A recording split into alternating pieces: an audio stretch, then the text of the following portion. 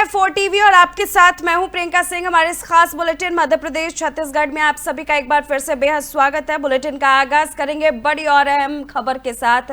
ग्वालियर में अखिल भारतीय कांग्रेस कमेटी की बैठक के दौरान कांग्रेस सांसद दिग्विजय सिंह ने जिला कांग्रेस कमेटी के अध्यक्षों की नियुक्ति प्रक्रिया पर महत्वपूर्ण बयान दिया है।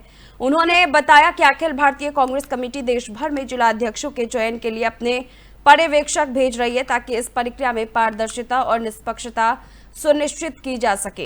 दिग्विजय सिंह ने कहा कि कांग्रेस सांसद और लोकसभा में विपक्ष के नेता राहुल गांधी ने कांग्रेस अध्यक्ष मल्लिकार्जुन खड़गे के साथ मिलकर अध्यक्षों के चयन के लिए कुछ योग्यताएं तय की हैं। ये मापदंड पार्टी के हित और संगठन की मजबूती को ध्यान में रखते हुए किया गया है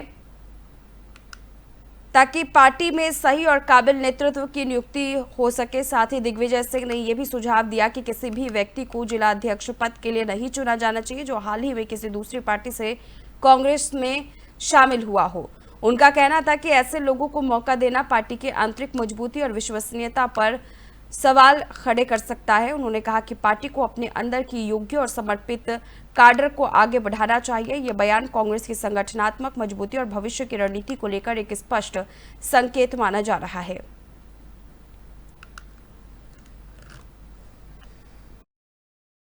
पूरे देश में एआईसीसी जिला कांग्रेस कमेटी के अध्यक्षों की नियुक्ति के लिए एआईसीसी के पर्यवेक्षक भेज रही है और मध्य प्रदेश कांग्रेस कमेटी ने भी पर्यवेक्षक भेजे हैं। और राहुल गांधी जी ने और माननीय खड़गे जी ने कुछ उनकी अहर्ताएं तय की हैं कि वो किस प्रकार का चयनित व्यक्ति होना चाहिए। जो भी क्राइटेरिया है उस क्राइटेरिया का पालन पूरा होना चाहिए। एक दूसरा, मेरा ये उस क्राइटेरिया में एक और सुझाव है, ऐसा कोई व्यक्ति नहीं होना चाहिए जो दूसरी पार्टी से कांग्रेस पार्टी में अभी कुछ दिनों पहले आया हो। तीसरा मेरा ये भी है कि जिनके 5 साल पूरे हो गए हैं उनको स्वमेव परिवर्तन के लायक मानना चाहिए। मैं अपनी तरफ से किसी का नाम नहीं दे रहा हूं। मेरे पास चारों तरफ से आ रहे हैं कि मैं उनकी पैरवी किसी पर्यवेक्षक के सामने करूं। तो वहीं डिंडौरी जिला मुख्यालय के वार्ड नंबर 13 में बने बांध से अवैध अतिक्रमण हटाने को लेकर के तमाम तैयारियां जो है वो शुरू कर दी गई है। आपको बताते हुए चले, अतिक्रमण हटाने की मांग बहुजन समाज पार्टी के जिलाध्यक्ष असगर सिद्दीकी ने डिंडौरी एसडीएम भारती मेरावी से की है। उन्होंने एसडीएम को ज्ञापन सौंपकर इस गंभीर मामले को लेकर ध्यान आकर्षण करवाया। असगर सिद्दीकी ने बताया कि वार्ड नंबर 13 पुराने डिंडौरी में स्थित ये बांध कई वर्षों से मध्य प्रदेश शासन की संपत्ति है। बावजूद इसके इस बांध पर अवैध अतिक्रमण कर क्षेत्रफल को कम किया गया है। विशेष रूप से नगर परिषद अध्यक्ष सुनीता अशोक सारस के कब्जे में बांध से लगी भूमि आने का पता चला है। उनके मकान के पीछे पूरी तरह से बांध में अतिक्रमण किया गया है जो बांध की सुरक्षा और पानी की आपूर्ति दोनों के लिए खतरा बन गया है। बीएसपी जिलाध्यक्ष ने कहा कि इस अतिक्रमण के कारण पुरानी डिंडौरी के वार्ड वासियों को पानी की समस्या का सामना करना पड़ रहा है। यहां तक कि गाय भैंस जैसे जानवरों के लिए भी पानी की आपूर्ति बाधित हो रही है। इसीलिए उन्होंने शासन से मांग की है कि इस अतिक्रमण की उचित जांच कराकर बांध को मुक्त कराया जाए ताकि लोगों और जानवरों को पानी की पर्याप्त व्यवस्था हो सके। उन्होंने एसडीएम में जल्द प्रभावी कार्रवाई करने की भी अपील की है।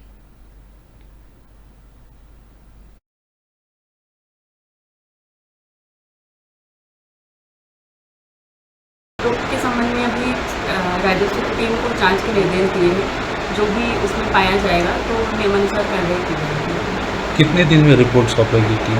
अभी तो क्योंकि शिकायत व्हाट्सएप के जरिए से प्राप्त हुई है, हमने नीचे टीम को भेज दिया है आरए और पटवारी को।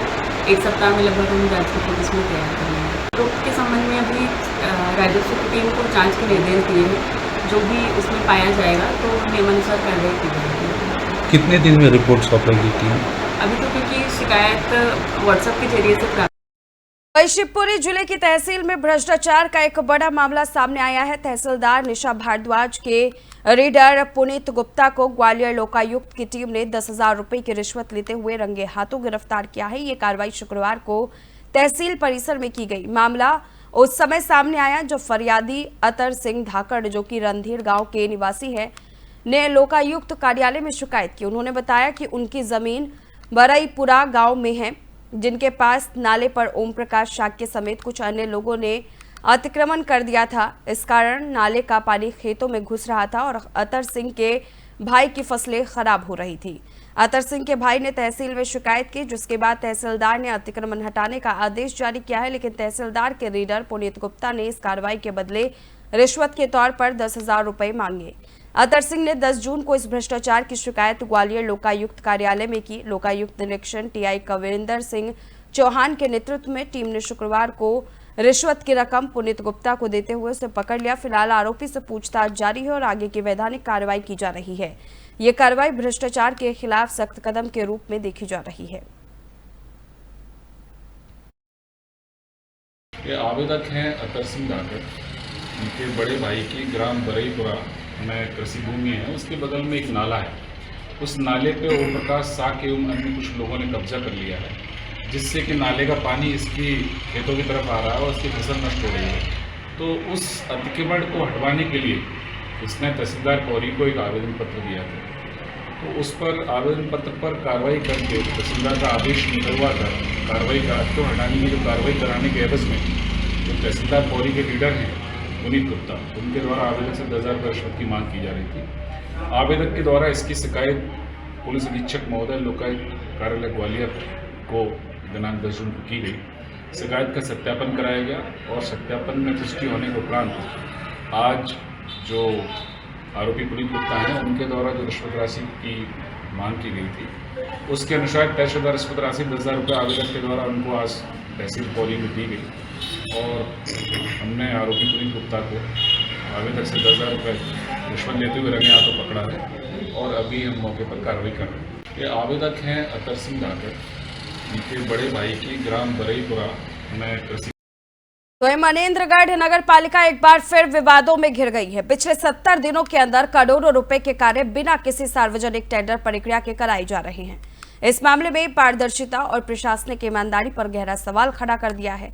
विशेष सूत्रों के मुताबिक शहर के विभिन्न हिस्सों में चल रहे कार्यों में ना तो टेंडर निकाला गया और ना ही कोई सार्वजनिक सूचना दी गई। सबसे चिंताजनक मामला तालाबों की सफाई को लेकर के है। आपको बताते हुए चले कि इस सफाई की गुणवत्ता और वास्तविकता पर भी संदेह किया जा रहा है। सरकारी नियमों के मुताबिक बड़े कार्यों के लिए टेंडर अनिवार्य होते हैं, जिससे प्रतिस्पर्धा और पारदर्शिता बनी रहती है, पर मनेंद्रगढ़ नगर पालिका ने इस प्रक्रिया को दरकिनार कर सीधे कार्य आदेश जारी किए हैं, जिससे भ्रष्टाचार की आशंका पैदा हो गई है। पत्रकारों द्वारा पूछे गए सवालों का नगर पालिका अधिकारी जवाब देने से बच रहे, जिससे संदेह और बढ़ गया है।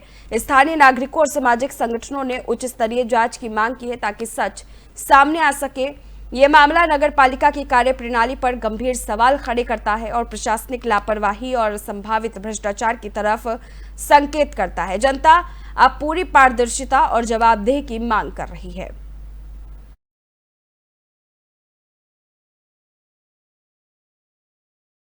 वहीं जांजगीर चांपा जिले के अकलतरा नगर पंचायत के रेलवे स्टेशन पर लगने वाले रैंक पाइप को लेकर जनहित का मामला गरमा गया है। शिवसेना ने इस खतरे को लेकर 15 दिनों का अल्टीमेटम जारी करते हुए माननीय मुख्यमंत्री, स्थानीय अधिकारी और संबंधित विभागीय अधिकारियों के नाम एसडीएम को ज्ञापन सौंपा। जानकारी के मुताबिक अकलतरा रेलवे स्टेशन के पास गलत जगह पर लगे रैंक पाइप से यात्रियों की सुरक्षा खतरे में है। रेलवे स्टेशन से गुजरने वाली ट्रेनों में सवार यात्री और स्टेशन पर आने जाने वाले लोग इस पाइप की वजह से किसी भी अप्रिय घटना का शिकार हो सकते हैं।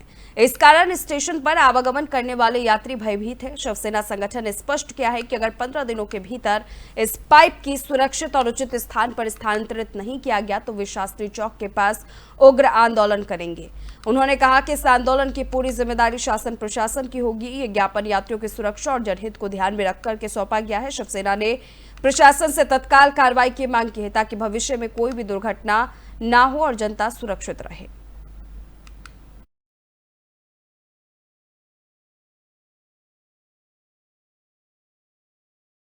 छतरपुर जिले के बमीठा कस्बा में अज्ञात चोरों ने कपड़ा व्यापारी और ज्वेलर्स व्यापार को निशाना बनाया है। कपड़ा व्यापारी सुनील उर्फ पन्नू जैन के घर में लगभग 50 से 80 लाख रुपए के सामान चोरी होने का अनुमान है। वहीं नंदकिशोर सोनी की ज्वेलर्स की दुकान में भी चोरी की घटना हुई है। बताया जा रहा है कि चोरों ने नंदकिशोर सोनी की दुकान के पीछे से घुसकर चोरी को अंजाम दिया। नंदकिशोर रोज सुबह छतरपुर से अपनी दुकान पर आते हैं, इसलिए चोरी की वारदात उनके आने के बाद पता चली। वहीं चोरों ने सोनी की ऊपर वाली मंजिल से पन्नू जैन के घर में प्रवेश किया। रात करीब 12 बजे पन्नू जैन उसी कमरे में लेटे थे, लेकिन अधिक गर्मी के कारण वे सामने वाले कमरे में सो गए। रात करीब 1 से 2 बजे के बीच खटखट की आवाज सुनाई दी। पन्नू ने जैसे 2 बार उठकर बाहर देखा, लेकिन कुछ नहीं पाया और फिर सो गए। लगभग 3 चोर पीछे के कमरे का दरवाजा बंद कर चोरी को आराम से अंजाम देकर वहां से फरार हो गए। चोरों ने पन्नू जैन के 40 से 50 तोले सोने के जेवर, 10 से 15 किलो चांदी के जेवर और 2.5 लाख रुपए नगद चोरी किए हैं। पुलिस बल के साथ मौके पर पहुंचकर जांच शुरू किया गया है। चोरों की तलाश में जुटी हुई है। पुलिस की तहकीकात में आगे की कार्रवाई जारी है। तो बंगन को जेवर है तो 20 तोला और तब से 10-15 किलो चांदी आती। और नकद कितना हो? तो 2.5 लाख रुपए नकद आते। और पूरा सामान सोना कितना तोला होगा? मम्मी को सामान है तो सोने को 40 तोला, 40-45 तोला सोना हो तो कौन तीनों बंगन को तो। ये आज मध्य रात्रि में कस्बा बमीठा में सुनील कुमार जैन, जो कि पन्नू जैन के नाम से जो उनका नाम चलता है, उनके घर में आज अज्ञात चोरों द्वारा चोरी की गई है, जिसमें उसमें कुछ कैश लगभग 1.5 से 2 लाख रुपए और सोने चांदी का सामान चोरी हुआ है। और ये लगभग घटना 12 से 2 बजे के बीच में है। जैसे ही सूचना मिली पुलिस के द्वारा घटनास्थल का निरीक्षण किया गया। घटनास्थल पर अभी मौके में वर्तमान में डॉग स्क्वाड, फोरेंसिक एक्सपर्ट की टीम और हमारे साइबर सेल की टीम भी यहाँ पर आ रही है। वरिष्ठ अधिकारियों को अवगत कराया गया है। इसके लिए एसपी साहब के द्वारा 3 टीमें भी बनाई गई हैं और एक SIT को भी गठन किया गया है। हमारा प्रयास है कि इसमें जल्द से जल्द इसका पास कुल कितनी कीमत होगी इस सामान की? कुल 3 टीमों का गठन किया गया है और अभी कुछ देर में वरिष्ठ अधिकारी भी मौके पर पहुँचेंगे। तो बंगन को जेवर है तो 20 तोला। जांजगीर चांपा शहर में हनी ट्रैप का सनसनीखेज मामला सामने आया है, जिसमें बसंतपुर निवासी बुधराम साहू ने 17 लाख रुपए की फिरौती की मांग की गई है। पीड़ित ने कोतवाली थाने में शिकायत दर्ज कराई है, जिसके बाद पुलिस ने सक्रियता दिखाते हुए 2 आरोपियों को गिरफ्तार कर लिया है। पुलिस के मुताबिक ये पूरी योजना व्हाट्सएप चैट के जरिए संचालित की गई थी, जिसमें 3 आरोपी शामिल थे। आरोपियों ने बुधराम साहू को फंसाकर 17 लाख रुपए मौके पर लाने को कहा था। पुलिस को सूचना मिलने के बाद पहले से ही मौके पर तैनात कर दिया गया था। जैसे ही आरोपियों ने फिरौती लेने के लिए पहुंचे, पुलिस ने घेराबंदी शुरू कर दी और आरोपियों को गिरफ्तार कर लिया। गिरफ्तार आरोपियों में अजय सूर्यवंशी, महिला आरोपी आयशा बेगम उर्फ अस्मिता साहू शामिल है। हालांकि तीसरा आरोपी पुलिस को चकमा देकर मौके से फरार हो गया, जिसकी तलाश अब भी जारी है। पुलिस ने आरोपियों के कब्जे से 1 मोटरसाइकिल और 2 स्कूटी भी जब्त की है। इस मामले का खुलासा पुलिस अधीक्षक ने प्रेस कॉन्फ्रेंस के दौरान किया। कोतवाली थाना पुलिस ने संबंधित धाराओं के तहत मामला दर्ज कर आगे की जांच शुरू कर दी है। पुलिस ने लोगों से सतर्क रहने और संदिग्ध गतिविधियों की सूचना देने की अपील की है। में कल रात 10 बजे के आसपास ये रिपोर्ट हुई कि बसंतपुर थाने के बुधराम साहू ने रिपोर्ट लिखाई कि उसके बेटे किशन साहू को किसी ने अपहरण कर लिया है और 17 लाख की फिरौती मांगी है। पुलिस ने तुरंत अपहरण का मामला दर्ज करके जब खोजबीन चालू की और उस बताए हुए जहां फिरौती की रकम अदा होनी थी उस पर एड्रेस पर जब पुलिस पहुंची तो वहां से जो अपहरित युवक है किशन साहू, उसको बरामद किया गया और अभय कुमार सूर्यवंशी जो सह आरोपी उसको गिरफ्तार किया गया। और आरोपी से पूछताछ में ये खुलासा हुआ कि पूरा मामला हनी ट्रैप का है, जिसमें अपहरित जो युवक है किशन साहू के संपर्क में एक आयशा बेगम उर्फ अन्नू उर्फ अस्मिता साहू पति सलमान खान, ये उसने व्हाट्सएप चैट में वो कई दिनों संपर्क में थी। और कल रात को जो है आरोपी महिला ने आयशा बेगम ने उसको बुलाया एक खेत में गलत काम करने के लिए और वहाँ पे ये 2 युवक आरोपी युवक दीपक रात्रे और अभय सूर्यवंशी पहले से मौजूद थे। उन दोनों युवकों ने किशन साहू को वहाँ बिठा लिया और किशन साहू के फ़ोन से ही उसके पिता को फ़ोन लगा के फिरौती की रकम मांगी। और जब पुलिस वहाँ पहुँची तो लड़की वहाँ से पहले चली गई थी। लड़की को ये लोग 50,000 रुपये देने के उसमें लाए थे और अंधेरे में एक आरोपी भाग गया, लेकिन एक आरोपी अभय सूर्यवंशी को पुलिस ने पकड़ लिया। सुबह जो है इसको फ़ोन करके बुलाया कि तुम अपने पैसे ले जाओ 50,000 रुपये। तो सुबह लड़की जो है आयशा बेगम उर्फ अन्नू उर्फ अस्मिता साहू भी आ गई, तो पुलिस ने उसको भी गिरफ्तार कर लिया है। में कल रात 10 बजे के आसपास ये रिपोर्ट हुई।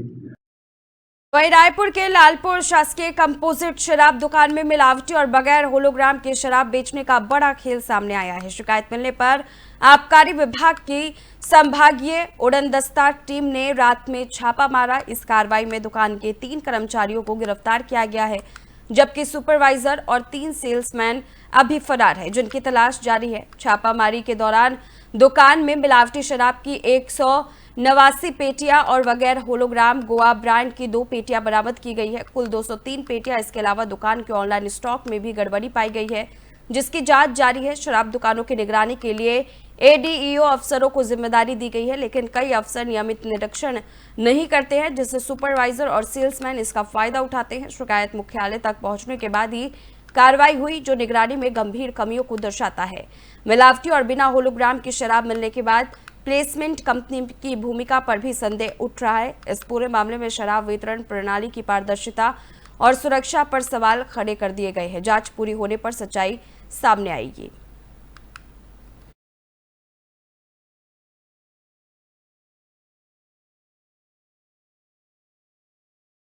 रतलाम के तेजानगर क्षेत्र में शनिवार सुबह एक महिला का शव नाले में औंधे मुंह पड़ा मिला, जिससे इलाके में हड़कंप मच गया। स्थानीय पार्षद अक्षय संघवी और पुलिस टीम तुरंत मौके पर पहुंचे।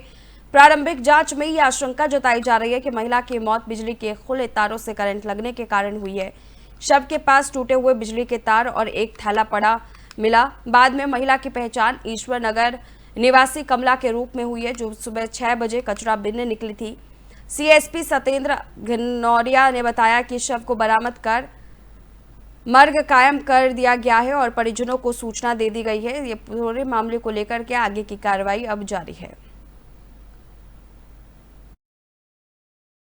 अंतर्गत जो है एक सूचना मिली थी हमको, किसी महिला का शव जो है वो बरामद हुआ। इसी परिप्रेक्ष्य में पुलिस ने तत्परता से कार्रवाई दिखाते हुए महिला की बॉडी निकलवाई। साथ ही साथ में इसे अग्रिम कार्रवाई हेतु जो है पोस्टमार्टम के लिए भेजा जा रहा है। मर्ग पंजीबद्ध कर लिया गया है और संपूर्ण प्रकरण की विवेचना की जाएगी। सर कुछ मामला सामने आया है, कैसे क्या मौत हुई है? हाँ, उसके लिए मर्ग पंजीबद्ध कर लिया, विवेचना में ले लिया। अंतर्गत जो है एक सूचना मिली थी हमको, किसी महिला का शव जो है वो बरामद हुआ। इसी परिप्रेक्ष्य में पुलिस ने तत्परता से कार्रवाई दिखाते हुए महिला की बॉडी निकलवाई। साथ ही साथ में इसे अग्रिम कार्रवाई हेतु जो है पोस्टमार्टम के लिए भेजा जा रहा है। मर्ग पंजीबद्ध कर लिया गया है और संपूर्ण प्रकरण की विवेचना की जाएगी। सर कुछ मामला सामने आया है, कैसे क्या मौत हुई है? हाँ, उसके लिए मर्ग पंजीबद्ध कर लिया, विवेचना में ले लिया। अंतर्गत जो है एक सूचना मिली थी हमको, किसी महिला। तो नीमच जिले के मनासा थाना क्षेत्र में शनिवार सुबह एक अज्ञात व्यक्ति का शव कुएं में पड़ा मिला, जिससे इलाके में सनसनी फैल गई। ये घटना रामपुरा मनासा रोड के पास हुई। सुबह डायल 100 को सूचना मिली कि इंद्रपाल पाटीदार के कुएं में एक व्यक्ति का शव पड़ा मिला है। सूचना मिलते ही डायल 100 टीम तुरंत मौके पर पहुंची और साथ ही आगे की कार्रवाई शुरू कर दी गई है।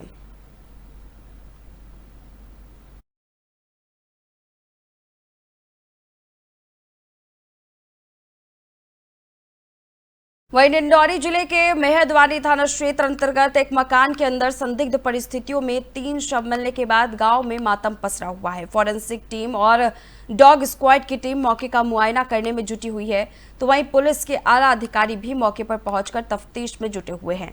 एसडीओपी मुकेश अविंद्रा ने बताया कि बीती शाम पुलिस को सूचना मिली थी और उसके बाद इस बड़ी कार्रवाई को अंजाम दिया और 3 शवों को घर से बाहर निकाला गया। ये कुमारन टोला में सूचना प्राप्त हुई थी कि यहाँ 3 शव एक मकान के अंदर फांसी लगा के लटके हुए। इस सूचना पर मर्ग कायम किया गया है। एफएसएल टीम बालाघाट एवं फिंगरप्रिंट सभी को बुलाया गया है। सभी का जांच चालू है और इसके पूरे हमारे अधिकारी लगे हुए हैं, मैं लगा हुआ हूँ, और जो भी तथ्य सामने आएंगे आपको उस जांच के दौरान बाद में बताया जाएगा। अभी तो इन्वेस्टिगेशन का मामला ही चल रहा है। हाथी के पन्ने में मतलब क्या क्या रिश्ता है? ये एक जो जिसने रिपोर्ट का मर्ग काम कराया है उसकी एक पत्नी है, उसके 2 बच्चे हैं, जिसमें एक बड़ी लड़की शिवानी है, एक छोटा लड़का 10 साल का आदित्य। मैं दुकान में था सर। दुकान से घर जब गया तो मैं आवाज़ लगाया फाटक से, ना बच्चे की आवाज़ मिली ना उनका माँ का। इसके बाद मैं मेन गेट पे गया, वहाँ जाके आवाज़ लगाया तो फिर भी नहीं सुने। मैं सोचा मजाक कर रहे हैं करके मैं पीछे के दरवाज़ा से जाके घुसा, देखा तो माँ बच्चे तीनों लटक रहे थे सब। इसके बाद मैं दरवाज़ा सामने का खोल के और चिल्लाया। चिल्लाने के बाद सब लोग पब्लिक वहाँ इकट्ठे हुए, देखे। तो फिलहाल इस खास बुलेटिन बस इतना ही। रुकेंगे एक छोटे से ब्रेक के लिए। ब्रेक के उस पार खबरों का सिलसिला जारी है।